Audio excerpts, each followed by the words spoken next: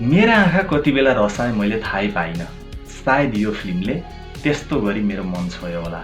र यो फिल्म धेरै लामो पनि होइन, मात्र 26 मिनेटको हो। अर्पा फिल्म इन्टरनेसनल 2020 को बेस्ट सर्ट फिल्मको उपाधि जित्न सफल यो सर्ट फिल्म एलम दीक्षितले डाइरेक्ट गरेका हुन् र उनले दर्शकको मन जित्न एकदमै सफल भएका छन्। यो फिल्म हेर्दा मेरो बाल्यकाल मेरो आँखा अगाडि घुमिरहेको जस्तो लाग्यो र यो फिल्मको परिवेश गाउँघरतिरको परिवेश रहेको छ।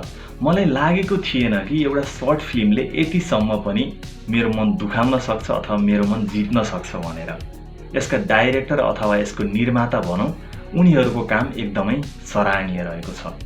नेपालमा भएको एउटा परिवेश छ नि जुन किसिमको, त्यो परिवेशलाई यो सर्ट फिल्मले देखाउन एकदमै सफल भएको छ र मलाई लागेको थिएन कि एउटा सर्ट फिल्मले पनि यति मन जित्न सक्छ, यति मन रुवाउन सक्छ र यथार्थतालाई मात्र 26 मिनेटको फिल्ममा निहाल्न सक्छ भनेर।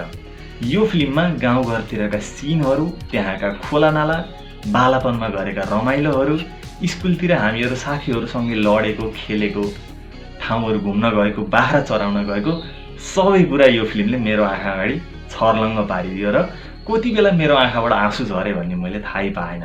ठुल्ठुला फिल्मले देखाउन नसक्ने चिज यो 26 मिनेटको फिल्मले एकैछिनमा नै देखाइदिएको छ र म यो सर्ट फिल्म हेर्दै गर्दा कति बेला सकियो भन्ने मलाई थाहै भएन। 26 मिनेट 2 मिनेटमा गयो जस्तो लाग्यो, किनकि त्यहाँको कहानीसँग यति रिलेट गरेँ कि कुरा नै नगरौँ। त्यसकारण म हजुरहरूलाई एकपटक अवश्य हेर्नै पर्ने मस्ट वाच सर्ट फिल्म। यसको लागि धेरै लामो टाइम पनि छुटाउनु पर्दैन, मात्र 26 मिनेटको रहेको छ र यो हेरेर हजुरहरूलाई पश्चाताप भएछ, यति नराम्रो फिल्म रिकमेन्ड गरेछ भन्ने चाहिँ कसैले गर्नुहुने छैन भन्ने मलाई एकदम आशा छ। त्यति कन्फिडेन्ट दिन सक्ने यो फिल्म छ। यस्तो राम्रो सर्ट फिल्म निर्माण गरी मलाई मेरो बाल्यकालको भर्जनसँग भेट गराइदिएकोमा म निर्माण पक्षलाई मुरी आभारी व्यक्त गर्न चाहन्छु। र यो फिल्म युट्युबमा फ्रीमै अभाइलेबल रहेको छ, जसको नाम रहेको छ बाबु सर्ट फिल्म भनेर सर्च गर्नुहोला। युट्युबमा फ्रीमै पाउनुहुनेछ र एकपटक अवश्य नै हेर्नुहोला र हजुरहरूलाई कस्तो लाग्यो त कमेन्ट गर्न नबिर्सनुहोला। आजको लागि यति नै।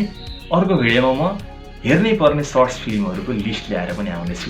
तबसम्मको लागि थ्याङ्क यू।